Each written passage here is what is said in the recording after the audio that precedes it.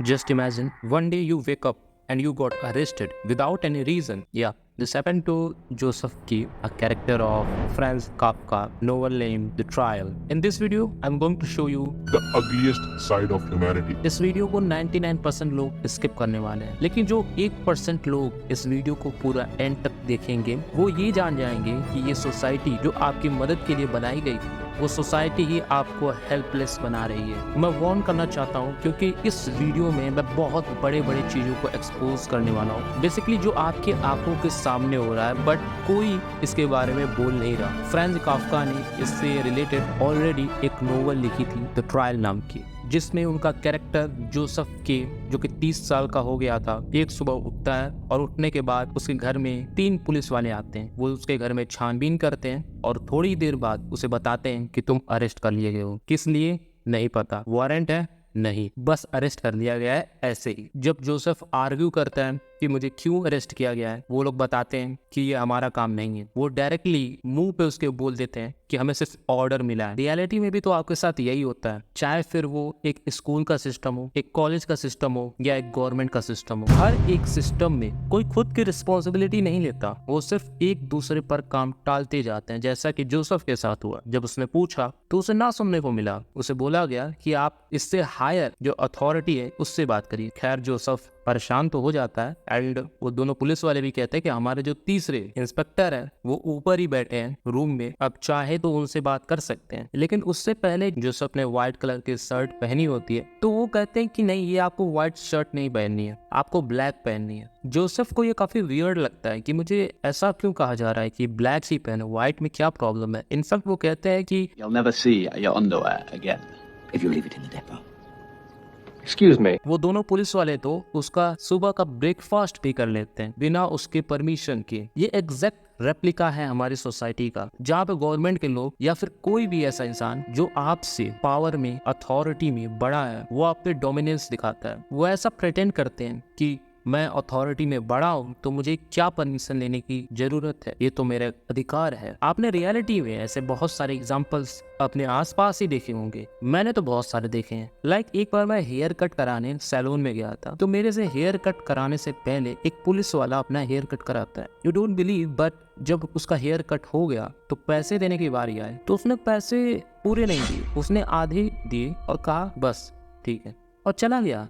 And जब मेरी बारी आई तो मैंने पूछा कि पैसे क्यों नहीं पूरे लिए, तो सैलून वाला बोला कि ऐसे ही होता है, ऐसे ही दुनिया काम करती है, जो आपसे अथॉरिटी में बड़ा है उसके लिए आप एक धूल के बराबर हो। खैर जोसेफ ब्लैक शर्ट पहनकर रेडी हो जाता है एंड इंस्पेक्टर के पास जाता है, उससे बातचीत करना शुरू करता है कि ऐसा है कि मैं लॉयर को बुला रहा हूँ। लेकिन इंस्पेक्टर कहता है कि लॉयर तुम्हारी इसमें क्या हेल्प करेगा, क्या तुम खुद को गिल्टी मानते हो, क्या खुद को दोषी मानते हो? तो जोसेफ तुरंत इनकार कर देता है कि नहीं नहीं मानता हूं मैं। तो इंस्पेक्टर कहता है कि तो फिर क्यों बुला रहे हो? जोसेफ फिर कहता है कि ठीक है नहीं बुला रहा, लेकिन प्लीज मुझे बताओ कि मुझे क्यों अरेस्ट किया गया है, जब मुझे बताया ही नहीं जा रहा कि मेरी गलती क्या है, बिना वारंट के मुझे अरेस्ट कर लिया गया, ऐसा क्या कर दिया मैंने? वो डिमांड करता है अपने जस्टिस के लिए, बट वो इंस्पेक्टर भी यही कहता है कि हमें बस ऑर्डर मिला है, आपको ये हाई अथॉरिटी ही बताएगी। इतना कहने के बाद वो कहता है कि ठीक है मैं जा रहा हूँ, अब तुम अपने ऑफिस जाओ। ऑफिस से मतलब है कि जोसेफ जो था वो एक बहुत ही वेल रिस्पेक्टेड बैंक क्लर्क था, कि जैसे मैंने बताया कि उसका 30वां जन्मदिन था, बट क्योंकि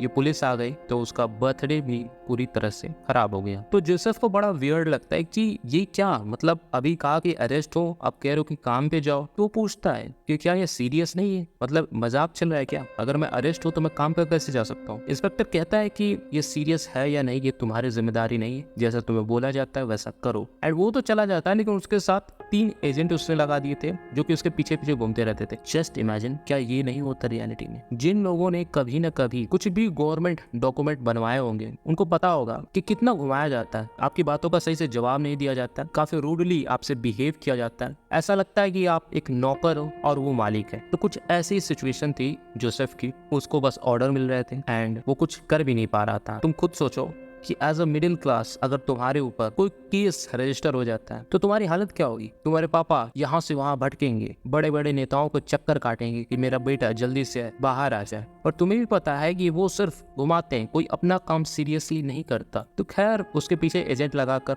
वो चला जाता है इंस्पेक्टर, एंड ये भी अपने ऑफिस चला जाता है। जब वो ऑफिस पहुंचता है तो उसे पता चलता है कि अगले मॉर्निंग संडे को उसकी हियरिंग है, एंड जो उसको एड्रेस बताया जाता है वो एड्रेस ऐसी जगह होता है जो कि बिल्कुल सुनसान होता है। ऐसा लगता है कि वो कहीं किराए के घर में पहुंच गया हो। ऐसा लग रहा था कि हफ्तों से उसकी सफाई नहीं हुई, एक एबेंडेंड प्लेस जैसी फीलिंग आ रही थी कि बस वो पड़ा हुआ है वहाँ, उसके होने या ना होने से किसी को फर्क नहीं पड़ता। आई मीन इमेजिन करो, ये रियलिटी में नहीं होता है क्या? गवर्नमेंट जो चीजें प्रोवाइड कर रही है, क्या उसमें तुमको कभी क्वालिटी दिखती है? चाहे फिर वो गवर्नमेंट स्कूल हो, या फिर गवर्नमेंट हेल्थ केयर हो, या फिर गवर्नमेंट कॉलेजेस हो, जितना तुम टैक्स देते हो फैसिलिटीज बिल्कुल नहीं मिलती। And this is the fact, हमसे टैक्स ज्यादा लिया जाता है बट फैसिलिटीज कम दी जाती। अब तुम कहोगे कि यार पॉपुलेशन बढ़ रहा है उसका क्या, I know, but there has to be a solution कि अच्छी चीजें हमें प्रोवाइड कराई जाए। आजकल जो सरकारी नौकरी के पीछे भागते हैं वो इसीलिए भागते हैं कि सरकारी नौकरी है, कुछ करना नहीं पड़ेगा, बैठकर काम करेंगे, 9 to 5 जाना आना है, कोई झंझट नहीं, हमें निकाला तो जा नहीं सकता, ज्यादा से ज्यादा ट्रांसफर होगा,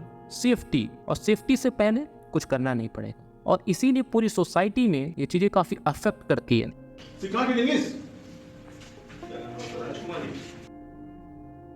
चाय की व्यवस्था है आपके लिए, थैंक यू।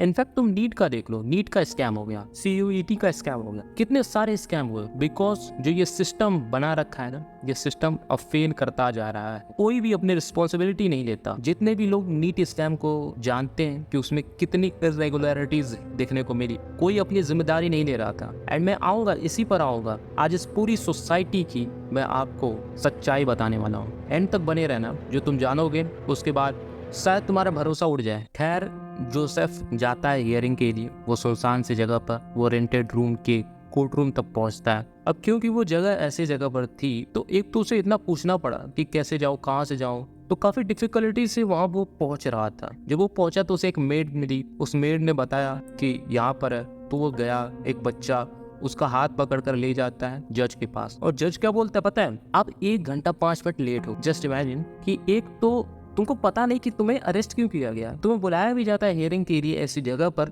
जहां पर व्यवस्था सही नहीं है, और पहुंचते ही क्या तुम्हें सुनने को मिलता है कि यार आप 1 घंटा 5 मिनट ना लेट हो गए हो, तो आपकी हियरिंग तो नहीं होगी। ये सुनने के बाद जोसेफ भी कहता है कि I may be late, but at least I've come.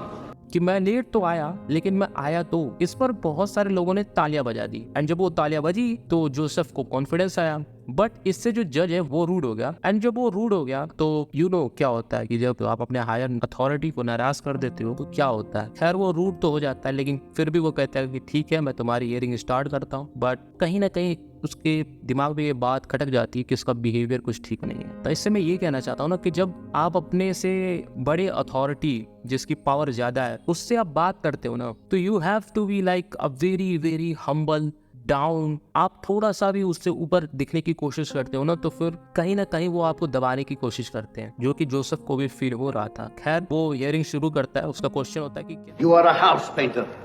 तो इस पे वापस से जोसेफ सरकास्टिकली रिप्लाई देते हैं, एंड फिर से कोर्ट में जितने भी लोग होते हैं वो तालियां बजाने लगते हैं। इसको आप ऐसे समझिए कि जब आप किसी भी अपने से बड़े पावर ऑफ अथॉरिटी से बात करते हो और उनके सामने स्मार्ट बनने की कोशिश करते हो तो क्या होता है। तो बिल्कुल वही चीज यहाँ पर हो रही थी। जोसेफ काइंड ऑफ स्मार्ट बनने की कोशिश कर रहा था, एंड इससे परेशान होकर जज ने कहा कि अब मैं तुम्हारी हियरिंग और लेट करूँगा या फिर करूँगा ही नहीं। एंड इस पे जोसेफ गुस्सा हो जाता है, एंड वो सारी चीज़ें बताने लगता है जो कि उसके साथ पिछले 10 दिनों में हुई, कि कैसे 3 पुलिस वाले आते हैं, बिना बताए उसको अरेस्ट कर लेते हैं, इवन उसका ब्रेकफास्ट भी खा लेते हैं, उसको मजबूर करते हैं ब्लैक ड्रेस पहनने को, उसको धमकी देते हैं कि हम तुम्हारे कपड़े ले जाएंगे। तो बहुत सारी चीज़ें वो आउट ऑफ कंट्रोल बोल देता है। वो बोल ही रहा था कि इतने में वहाँ एक और इंसिडेंट हुआ, एक इतना वियर्ड इंसिडेंट।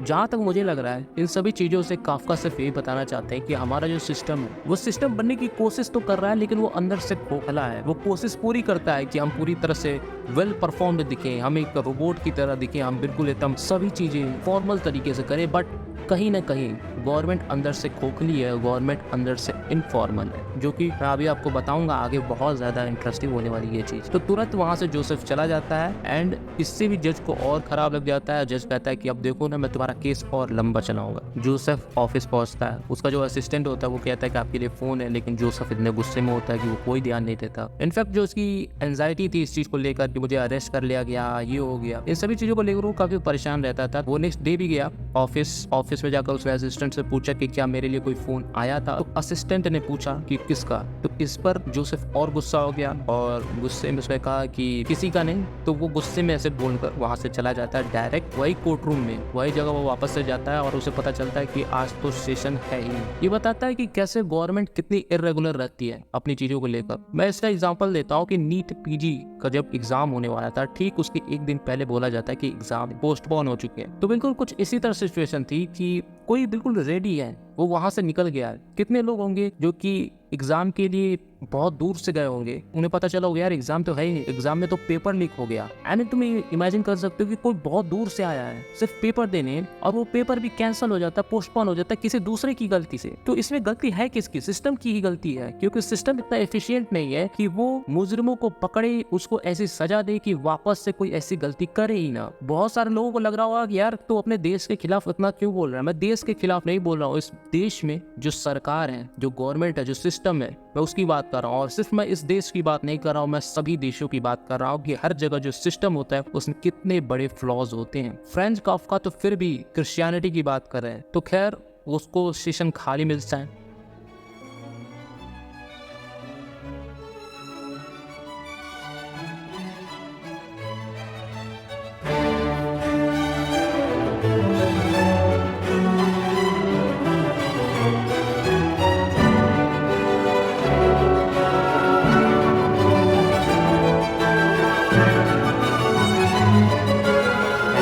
जाकर जो जोसेफ की हालत होती है बहुत ही खराब हो जाती है। जोसेफ वहाँ पहुँचता है तो एक तो जो वहाँ के लोग होते हैं उसके बारे में तरह तरह की बातें करते हैं, उसको टोकते हैं क्योंकि उसके ऊपर केस लग गया था। अब ऐसा होता नहीं है कि आपने देखा होगा कि अगर आपकी गलती भी नहीं है, आप पे केस हो गया या केस नहीं भी हुआ, कोई आप ऐसे झूठा इल्ज़ाम लगाकर फंसा देता है, बट स्टिल क्योंकि आप पर इल्ज़ाम लग चुका है, वो झूठा भी था, लेकिन अब जो लोग हैं वो सब आपके बारे में बातें करेंगे, तरह तरह की बातें फैलाएंगे। बिल्कुल सेम ऐसे ही हो रहा था जोसेफ के साथ। जोसेफ के बारे में तरह तरह की बातें बोली जा रही थी, उसे परेशान किया जा रहा था, और जोसेफ को जो आदमी लेकर गया होता है वहाँ पर, वो उसे दिखाता है कि ये माहौल आप देख रहे हो, यहाँ पर कितने सालों से केस पेंडिंग पड़े हैं। ये सब देखते ही जोसेफ की हालत खराब होने लगती है, वो और सोचने लगता है कि मेरा क्या होगा। एक चीज रियलाइज करो कि जोसेफ की गलती है ही नहीं यहाँ पर, अभी पता ही नहीं चला कि उसके ऊपर केस क्या बना था, किस लिए अरेस्ट किया गया, लेकिन फिर भी उसको झूठ में इतना फंसा दिया लोगों ने, उसको वहाँ पर चक्कर लगाने पड़े, एंड अब वो उसकी हालत खराब है सिर्फ इसलिए कि उसने कुछ किया ही नहीं। क्या ऐसा तुम्हारे साथ कभी नहीं हुआ? स्कूल में, कॉलेज में ऐसा कभी ना कभी हुआ होगा कि जब तुमको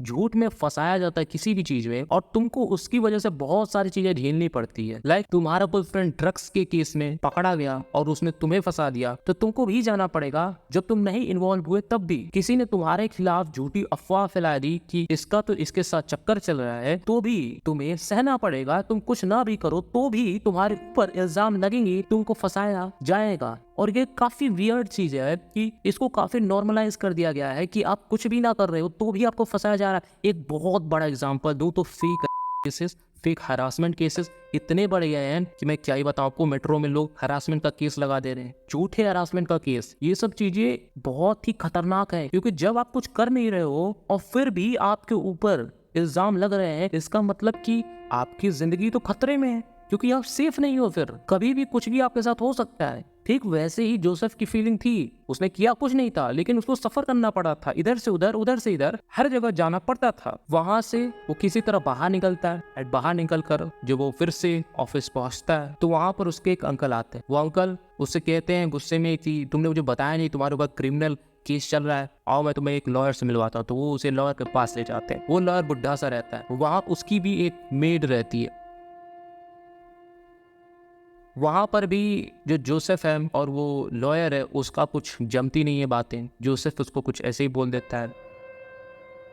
तो उस लॉयर की मेड ने उसे पेंटर से मिलने को कहा कि शायद वो तुम्हारी प्रॉब्लम सॉल्व कर दे। अब वो जब उस पेंटर के पास पहुंचता है तो उस पेंटर का भी घर जो होता है वो भी एक बहुत ही अजीब जगह होता है। पूरी नोवेल ये काफी वियर्ड है, काफी सरियल है, काफी एब्सर्ड है और इसकी होने की वजह भी यही है क्योंकि रियलिटी भी बिल्कुल ऐसी ही है। आपको अनएक्सपेक्टेड चीजों का सामना करना पड़ सकता है जो कि आपने कभी एक्सपेक्ट नहीं किया। हो सकता है कि आप अभी रोड पे चल रहे हो, आपका एक्सीडेंट हो जाए। देयर आर अनलिमिटेड पॉसिबिलिटीज, कभी भी कुछ भी हो सकता है। तो ठीक ऐसे जोसेफ के साथ हो रहा था। वो पेंटर के पास पहुंचता है, पेंटर उसको बताता है कि आपका केस 2-4 साल और आगे चलेगा या फिर हो सकता है ये रुके ही ना। वो इतनी सारी उसको बातें बता देता है कि ये सुनकर जोसेफ और घबरा जाता है एंड घबराहट के वजह से वो कहता है कि मुझे यहाँ से बाहर निकलना है, ये विंडो खोलो, मुझे निकालो यहाँ से बाहर। और वो पेंटर क्या करता है कि एक काम करिए, आप पीछे का दरवाजा यहाँ से आपको निकाल देता हूँ। और जब वो पीछे का दरवाजा खोलता है वो सीधे पहुंच जाता है वहीं पर वो एक आदमी उसे ले गया होता, जहाँ पर बहुत सारे ऐसे ही लोग बैठे थे जो कि इंतजार कर रहे थे कि कब उनका केस सॉल्व हो। इससे क्या बताना चाहते हैं काफका? यही कि हमारा सिस्टम हमें एक जगह से दूसरी जगह नहीं जाया जा रहा है। कोई भी हमें फिक्स आंसर नहीं दे रहा है, सब हमें बस घुमा रहे हैं इस फील्ड में। जो मैं आपसे बोल रहा था कि नीट का स्कैम, वहां पर मैं क्या कहना चाहता था? यही कहना चाहता था कि जब नीट का स्कैम हुआ, जब उनसे सवाल पूछे गए कि ग्रेस मार्क कैसे दिया आपने, उन्होंने कहा कि हमने अपना मेथड लगाया। लेकिन वो मेथड था क्या? कैसे निकाला, कैसे किया, किसी को कुछ नहीं पता था। आप खुद बताइए कि आप में से कितने लोगों को पता होगा कि कोर्ट रूम वर्क करता कैसे है, हमारे डिसीजन लिए कैसे जाते हैं। और यही सारी चीजें हो रही थी जोसेफ के साथ। तो जोसेफ वहां से निकलकर फिर जाता है उसी लॉयर के पास अपना केस बंद करवाने के लिए कि वो उसको फायर कर रहा है। लेकिन वो वहां पहुंचता है तो उसी के घर एक और उसे बंदा मिलता है जिसका नाम ब्लॉक रहता है। वो एक बिजनेसमैन होता है जो कि खुद उस लॉयर के पास अपना केस सॉल्व करवाने के लिए गया होता है। और कमाल की बात यह है कि वो वही सो भी जाया करता था। जब ऐसा पूछा गया कि वो ऐसा क्यों करता है तो पता चला पिछले 5 सालों से अपने केस के लिए लड़ रहा है, इसी चक्कर में वो वही सो जाता है। ये सब देखकर जोसेफ घबरा जाता है कि जब ये 5 साल से इसका केस सॉल्व नहीं हुआ तो मेरा कैसे होगा। वो जो लड़की थी, जो मेड थी उसकी, और जो ब्लॉक थे, वो जब सुनते हैं कि ये डिसमिस करने जा रहा है तो वो उसका पीछा करते हैं, उसको रोकने की कोशिश करते हैं। लेकिन वो पहुंच जाता है, रूम बंद कर देता है, बात करने लगता है लॉयर से। जब वो बात करता है तो लॉयर उसको किसी तरह कन्विंस कर लेता है कि चिंता मत करो, मैं तुम्हारी प्रॉब्लम का सोल्यूशन जल्दी ही निकालूंगा। एंड उसको कन्विंस करके वो भेज देता है। अगली सुबह जब वो ऑफिस पहुंचता है तो उसे पता चलता है कि कोई इटालियन आदमी आए हैं जिनको यहाँ घूमना है, कैथेड्रल देखना। कैथेड्रल यानी कि चर्च को कहते हैं। तो जोसेफ ले जाता है उन्हें कैथेड्रल घुमाने के लिए। वहां पर वो जब कैथेड्रल में जाता है तो उसे एक पृष्ठ मिलते हैं। तो जो पृष्ठ होता है उसको एक पैराबल सुनाता है, पैराबल ऑफ लॉ सेन कहते हैं। एंड मैं वो आपको सुनाने जा रहा हूँ, ध्यान से सुनना, काफी इंपॉर्टेंट होने वाला है। A man from the country comes to a law court seeking access to the law. He is met by a gatekeeper who tells him that he cannot enter at the moment. The man tries to persuade the gatekeeper to let him in, but the gatekeeper informs him that he cannot gain entry and that the entrance is meant only for him, not for others. कहने का मतलब ये है कि एक इंसान होता है, एक देश से आया होता है, वो लॉ को समझना चाहता है, पर जब वो जाने की कोशिश करता है तो सामने उसके गेटकीपर मिलते हैं और वो गेटकीपर उसे जाने से मना कर देते हैं। वो आदमी बहुत कोशिश करता है कि किसी तरह मैं इनको कन्विंस कर लूँ, बट गेटकीपर उसे ये कहकर मना कर देते हैं कि यहाँ सिर्फ हम जा सकते हैं, तुम्हारे लिए एंट्रेंस नहीं है। किसी के लिए भी ये एंट्रेंस नहीं है, कोई भी जा नहीं सकता अंदर सिवाय हमारे। The man from the country waits for many years in front of the door to the law, hoping to gain entry. He grows old and weak while trying to gain access. During his lifetime, he continually asks the gatekeeper to let him in, but is always denied, with the gatekeeper explaining that a man would be unable to enter. तो वो आदमी जो होता है वो उस door के सामने काफी सालों तक इंतजार करता रहता है, इस उम्मीद में कि कभी ना कभी तो उसको एंट्री मिलेगी। वो बूढ़ा हो जाता है, इस चक्कर में कमजोर हो जाता है कि एटलीस्ट मुझे एंट्री मिले, बट उसको एंट्री नहीं मिलती है। उसकी लाइफ टाइम में वो पूछता रहता है बार बार गेटकीपर से कि क्या अब वो अंदर जा सकता है, बट गेटकीपर हमेशा उसको मना कर देता है। वो कहता है कि तुम अंदर नहीं जा सकते। As the man approaches death, he asks the gatekeeper why no one else has sought entry. The gatekeeper responds that the door was meant only for the man and now he will close it. जब वो आदमी अपने मौत के करीब आता है, क्योंकि वो बूढ़ा हो गया, वो अब कमजोर हो गया, उसने बहुत उम्मीद लगाई थी कि कभी ना कभी ये गेट खुलेगा, पर गेट खुला नहीं। और अब जब वो मरने के इतने पास है तो वो गेट कीपर से एक लास्ट बार पूछता है कि किसी को एंट्री क्यों नहीं मिली। तो गेट कीपर बोलता है कि ये दरवाजा उनके लिए नहीं बना था, इसमें सिर्फ हम ही जा सकते हैं, और अब वो उसे बंद करने वाला था।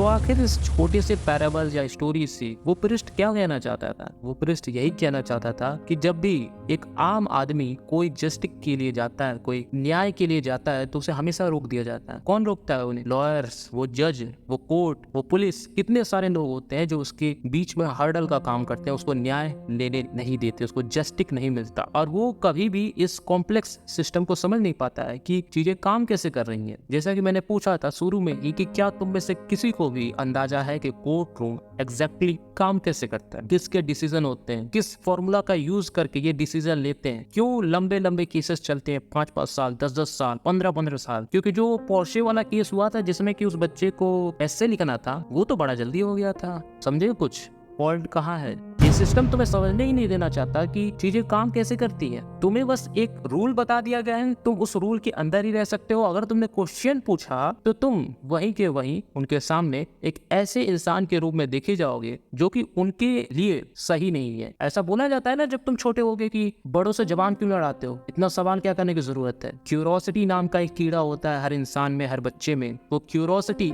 चाहती है कि बाहर निकले, सवाल पूछना चाहती है। और हम क्या करते हैं? छोड़ो ना, ये सवाल पूछने की क्या जरूरत है, जितना जानते हो उतना जानते रहो। और मैंने ऐसा देखा है सच में कि जब छोटे छोटे बच्चे बड़े मासूमियत के साथ ये क्वेश्चन पूछते हैं कि ऐसा क्यों हुआ, ये क्यों हुआ, उसको तुरंत चुप करा दिया जाता है कि चुप बैठो, क्या फालतू की बात बोलते रहते हो। ऐसा लग रहा है कि वो कुछ ऐसा पूछ रहा है जो कि उसे जानने का हक ही नहीं हो। बहुत सारी चीजें मेरे दोस्तों जो कि आपको जानना जरूरी है, लेकिन समहाउ किसी को पता नहीं चलती वो चीजें, क्योंकि सिस्टम ऐसा बन गया है कि आपके लिए एक्सेस कर पाना उस चीज को बहुत ज्यादा मुश्किल है। नीट का जब स्कैम हुआ था तो उसमें जो कमेटी को बैठाया गया, उसे पूछा गया कि कैसे आपने ग्रेस मार्क दिया है या फिर कैसे ये सारी चीजें हुई है, तो उन्होंने क्या बोला कि एक कमेटी आएगी, वो कमेटी आपको बताएगी। उनकी आप इंटरव्यू देख लेना, उसमें बस वो कमेटी और आखिरी में बोला कि चाय की व्यवस्था है, चाय पी लीजिएगा। ऐसे हो रहा है। ऐसे आप इतने बच्चों के भविष्य के साथ खेल रहे हो। जिसको समझ में आ रहा होगा वही जान रहा होगा कि मैं किस लेवल की बात कर रहा हूँ। यहाँ पर मैं ये अहंकार के साथ नहीं बोल रहा हूँ, क्योंकि मुझे पता है मैं क्या बोल रहा हूँ। खैर, वो पृष्ठ स्टोरी सुना देता है। इसके बाद जोसेफ अपने घर जाता है। घर जाते इसको 2 आदमी मिलते हैं। वो 2 आदमी उसको कहते हैं कि हमारे साथ चलो, और वो उसे ले जाते हैं कहाँ पर? एक ऐसी जगह, आप कह सकते हो कि माइनिंग टाइप की साइट थी, काफी सुनसान जगह थी। वहां पर उसे ले जाते हैं। जोसेफ घबराता है कि ऐसा क्यों हो रहा है। कुछ तो उसे वियर्ड लगता है कि ये क्यों मुझे ले जा रहे हैं। उसने एक्सपेक्ट नहीं किया था कि वो उसे यहाँ पर ले जाएंगे। वो ले जाते हैं, वो उसके कपड़े उतरवाते हैं, उसको लेटाते हैं, एंड फिर एक चाकू निकालते हैं। चाकू एक हाथ से दूसरे हाथ में होता है, एंड एक बार में खचा खत्म। एंड जैसे ही वो खत्म होता, वो कहता है लाइक अ डॉग। कुत्ता, एक डॉग ही क्यों बोला उसने? जोसेफ के साथ जैसे ट्रीटमेंट हो रही थी वो एक कुत्ते से कम नहीं थी। वो एक हेल्पलेस हो गया था, एक डॉग की तरह, जहाँ पर डॉग भी कुछ कर नहीं सकता है। अगर डॉग के ऊपर ऐसा कुछ हो तो डॉग फाइट बैक नहीं कर पाता है। और जिस तरह की उसकी सिचुएशन होती है वही जोसेफ के साथ हुआ। जोसेफ बिल्कुल पावरलेस हो गया था। उस लीगल सिस्टम से लड़ते लड़ते वो वापस से लड़ नहीं सकता था, एंड यही उसके भाग्य में था। जब जोसेफ के ऊपर ये इल्ज़ाम लगे तो उसको अंदर से शेम हो रही थी, गिल्ट हो रहा था। और बहुत सारे कल्चर में लाइक अ डॉग का मतलब भी यही होता है, एक कुत्ते के समान, जहाँ पर लाइक अ डॉग एक शर्म की निशानी है। और जैसे एक कुत्ते को कोई भी राह चलते मार देता है विदाउट एनी रीज़न, ठीक उसी तरह जोसेफ को मार दिया गया without any reason. Have you ever felt how frustrating is that being in a situation which does not make any sense, जो सेंस नहीं बनाता। जैसा कि मैंने बोला, fake rape cases, fake harassment, ये कोई सेंस नहीं बनाता कि आपने उसमें कुछ गलती की बट फिर भी आपके साथ हो गया। ये कितना फ्रस्ट्रेटिंग होता है कि ठीक है आप लड़ भी लोगे, हो सकता है आप बाहर भी निकल जाओ, पर जो आपके सिस्टम के थ्रू जाना पड़ेगा ना, उसमें हालत खराब होती है इंसान की कि तुमने कुछ किया भी नहीं लेकिन फिर भी तुमको सफ़र करना पड़ेगा। और फिर वो कई दिनों तक चलता रहता है, जैसे कि जोसेफ के दिमाग में चल रहा था। Life is very unpredictable. कोई नहीं जानता है कि ये जो आपकी प्लेजेंट लाइफ चल रही है कब एक नाइटमेयर बन जाए। एंड सबसे बुरी चीज़ क्या है पता है? We don't know how to deal such thing, जैसे कि एंजाइटी होना शुरू हो जाती है। मैंने बहुत सारे ऐसे देखे हैं वीडियोस जहाँ पर कोई लड़का है या कोई लड़की है, उसको हार्ट अटैक आ जा रहा है क्लासरूम में बैठे ही। जस्ट इमेजिन कि सिचुएशन इतनी खराब हो गई है, बच्चे प्रेशर हैंडल नहीं कर पा रहे हैं और उनको हार्ट अटैक आ जा रहा है, वो बेहोश हो जा रहे हैं। ये सोसाइटी क्यों नहीं बताती यार कि प्रेशर कैसे हैंडल करना है? एग्जाम के लिए तो रेडी करवा लिया, लेकिन अगर एग्जाम नहीं निकला तो उससे फाइट बैक कैसे करना है, ये कोई क्यों नहीं बताता? और पता है, जब हमको पता नहीं होता ना कि उस सिचुएशन में करना क्या है, वही सबसे ज्यादा एंजाइटी का टाइम होता है। आपको नहीं पता कि एयरलाइन कैसे काम करती है, में कभी बैठे नहीं हो तो आपको एंजाइटी होगी ना कि यार मुझे जाना है, कैसे जाऊंगा, क्या करूंगा। अगर आपने कभी स्टेज पे नहीं बोला होगा और आपको बुला दिया जाए कि चलो स्टेज पे बोलो, तो आपके पैरों से जमीन खिसक जाएगी, सिर्फ इसीलिए क्योंकि आपने उस चीज को एक्सपीरियंस नहीं किया। और जिस चीज को आप जानते नहीं हो, उससे सबसे ज्यादा एंजाइटी शुरू हो जाती है कि क्या होगा, कैसे लोग रिएक्ट करेंगे, क्या मैं सही से दिखूंगा। या फिर तुमने ऐसा भी महसूस किया होगा, फील किया होगा कि तुम्हारे पीठ पीछे लोग बातें करते हैं। तुम क्लास में बैठे हो तो तुम्हारे पीछे 10 लोग तुम्हारे बारे में बातें करते हैं, निगेटिव बोलते हैं, हालांकि तुमने कुछ ऐसा निगेटिव किया नहीं, लेकिन फिर भी बोलेंगे। क्यों बोलेंगे? That's how the society works. That's how the life is unpredictable. Decisions are actually not rational. Like, do you really decide which kind of clothes do you want to wear? In fact, this applies in your career. Do you really decide, do you want to be an engineer or doctor, or it just out of impulse you have taken decision? कितनी बार ही होता है यार कि हम सिर्फ complexity से बचने के लिए कई सारे डिसीजन आउट ऑफ इम्पल्स लेते हैं। कैरियर का ही डिसीजन देख लो, डॉक्टर बनना है या इंजीनियर बनना है, समझ नहीं आ रहा, अच्छा मैथ कमजोर है, ठीक है, तो मैथ कमजोर है तो अब तो बायो ही लेनी पड़ेगी, बायो लेकर मैं डॉक्टर बन जाऊंगा। मैथ स्ट्रांग है, इंजीनियर बन जाऊंगा। कभी खुद से मत पूछना कि तुम्हारा मन क्या चाहता है, सब्जेक्ट कमजोर है तो दूसरा चुन लोगे।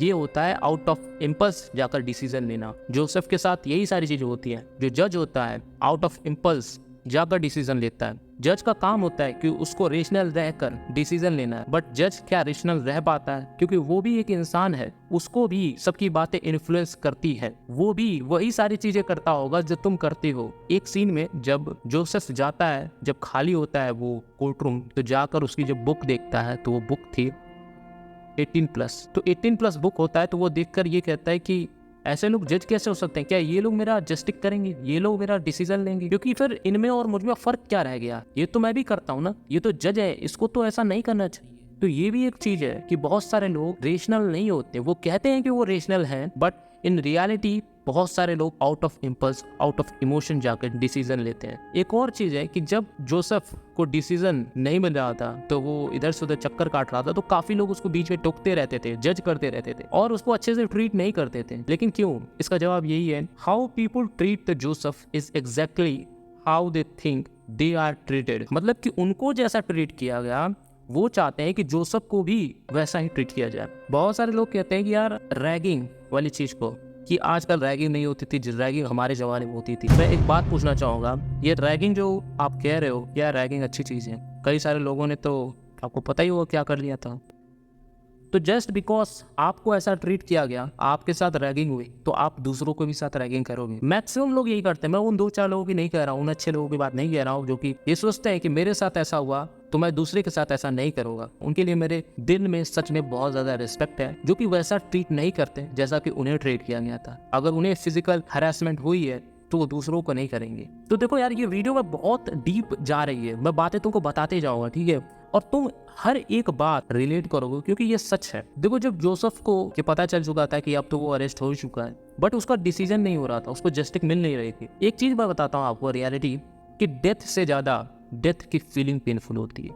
The feeling of death is always greater than the death itself. क्योंकि जब आपकी डेथ होती है वो एक बार होती है, पर वो जो फीलिंग होती है वो आपको बार बार परेशान कर, आप हर दिन उस फीलिंग से सफर करते हो। एंड ठीक यही जोसेफ के साथ हो रहा था कि उसे बार बार उस फीलिंग के साथ सफर करना पड़ रहा था, क्योंकि जस्टिस तो उसे मिल नहीं रहा था, बट उसको बार बार उस प्रोसेस से जाना पड़ रहा था। एंड वो प्रोसेस काफी पेनफुल था, काफी हेक्टिक था। और जैसा कि मैंने बताया कि जोसेफ को विदाउट एनी रीजन अरेस्ट कर लिया गया, तो अकॉर्डिंग टू काफ्का, बेसिकली वो तो क्रिश्चियनिटी को बोल रहे थे, क्योंकि क्रिश्चियनिटी में ऐसा कहा जाता है कि एक इंसान पैदा ही होता है सिन के साथ, पाप के साथ, एंड वो पाप की घड़ी आप पे हमेशा मंडराती रहती है। मतलब कि जब इंसान पैदा होता है तभी से वो पाप का भागीदार होता है, एंड उसको कभी ना कभी सजा मिलेगी ही मिलेगी। तो इसलिए जोसेफ को विदाउट एनी रीजन पनिशमेंट मिली, क्योंकि उसने कोई ना कोई तो पाप किया ही होगा। इसलिए ये काफ्का क्रिश्चियनिटी के ऊपर सवाल उठा रहे थे कि क्रिश्चियनिटी में ये कहा गया है, तो उसको वो दर्शा रहे थे। बट एक और इसका मेटाफर है जो कि काफ़ी मैंने सोचा, वो ये है कि जो ये हम ह्यूमन लाइफ जी रहे हैं, बहुत डीप है बात, कि इस प्लानेट अर्थ पे जो हम ह्यूमन लाइफ जी रहे हैं ये एक्चुअली में एक प्रिजन है। ये जो एब्सर्डिटी है, ह्यूमन कंडीशन है, हम पैदा हो चुके हैं, डेथ कभी ना कभी होने वाली है। I mean think about it कि ये बहुत डीप बात है कि आप पृथ्वी पर आए हो एंड आपको पता है कि एक ना एक दिन तो आपकी डेथ होगी, आपको नहीं पता कि कब होगी। तो ये तो एग्जैक्ट वही चीज़ होगी कि जिस तरह से विदाउट एनी रीज़न जोसेफ को सजा मिली, उसको मार दिया गया, ठीक उसी तरह हम एज अ ह्यूमन पैदा हुए इस पृथ्वी पर, हमने कोई ऐसा पाप नहीं भी किया है तो भी हमको डेथ मिलेगी। क्योंकि अगर इस दुनिया में कोई भी ऐसा बंदा है जिसने पाप नहीं भी किया, उसको भी मौत मिल रही है, उसको भी डेथ जरूर मिलेगी, कभी ना कभी मिलेगी ही मिलेगी। और ये ट्रुथ है लाइफ का। तो metaphorically the whole planet when we born is itself a prison, a death.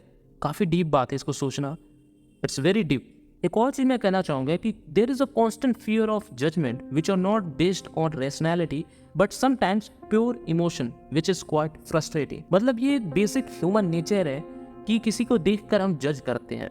तो ये जो जजमेंट वाली चीज़ है वो कोई जानबूझकर कभी कभी नहीं करता, समहाउ वो रिएक्शन निकल जाता है, बिकॉज एज अ ह्यूमन हमारे अंदर इमोशंस है। मे बी जोसेफ के साथ जो लोग इतना बर्ताव कर रहे थे ऐसे, उनमें से बहुत सारे लोगों का वो जो रिएक्शन है वो आउट ऑफ इमोशन निकला हो, वो जेन्युइनली नहीं चाहते थे, बट क्योंकि वो इमोशन निकल रहा था और इससे जोसेफ को फ्रस्ट्रेशन हो रही थी। तो कहने का मतलब ये है कि कभी कभी जो इमोशंस निकलते हैं वो रैशनैलिटी के बेस पे नहीं होते कि ये बंदा, ये जो जोसेफ है, हो सकता है ऐसे गलत नहीं किया होगा तो मैं इसको जज नहीं करूंगा, पर क्योंकि इस पे कुछ ना कुछ इल्जाम लगा है तभी इसको अरेस्ट किया गया है, तो आउट ऑफ इमोशन जाके वो आदमी उसको जज करेगा ही करेगा। तो ये जजमेंट को आप रोक ही नहीं सकते, बिकॉज मैं ये वीडियो बना रहा हूँ उस पर भी लोग आएंगे जज करने कि तू ऐसे क्यों बोल रहा है। भले मैं कितनी अच्छी बात कर लूँ, कोई ना कोई एक इंसान तो जरूर होगा जो जज करने जरूर आएगा, आउट ऑफ इमोशन ही आएगा।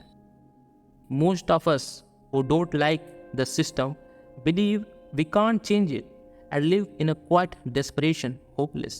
It's not we don't want to change the world, but how doing it and finding no way possible. कहने का मतलब ये है कि ऐसा नहीं है कि हम सिस्टम बदलना नहीं चाहते, हम चाहते तो है बदलना, लेकिन सिस्टम इतना खुद कॉम्प्लेक्स है कि हम वहाँ जाना ही नहीं चाहते। इनफैक्ट जो वो पृष्ठ का पैराबल था वो यही बता रहा था कि एक आदमी जो कि लॉ को समझना चाहता है, लॉ को जानना चाहता है, उसको रोक दिया जाता है गेट कीपर द्वारा कि आपको ये इन्फॉर्मेशन जानने का हक नहीं है। फिर चाहे वो पूरी अपनी जिंदगी वहीं पर गुजार दे, इंतजार करते करते उसको मौत आ जाए, लेकिन वो इन्फॉर्मेशन उसको नहीं पता चलने वाली। ऐसा नहीं है कि कोई सोसाइटी चेंज नहीं करना चाहता, बट क्योंकि ये सोसाइटी अपने आप में कॉम्प्लेक्स है और इंसानी दिमाग कभी भी कॉम्प्लेक्स चीजों की तरफ जाना नहीं चाहता। मैं आपसे बस एक सिंपल सा क्वेश्चन पूछता हूँ, कितनी ही बार होता होगा कि आपने सोचा होगा कि यार मैं ये स्टार्ट करता हूँ, मैं हेल्दी खाना खाऊंगा, अच्छे से बॉडी बनाऊंगा, अच्छे से सोऊंगा। आप नहीं कर पाते हो। क्यों नहीं कर पाते हो? क्योंकि वो चीज़ें कॉम्प्लेक्स है, वो चीज़ें हार्ड है, वो चीज़ों में डिसिप्लिन चाहिए, और इसलिए आप उस चीज़ों को क्विट कर देते हो। और फिर आपका दिमाग क्या कहता है कि बेटा थोड़ा ओवर थिंकिंग कर ले,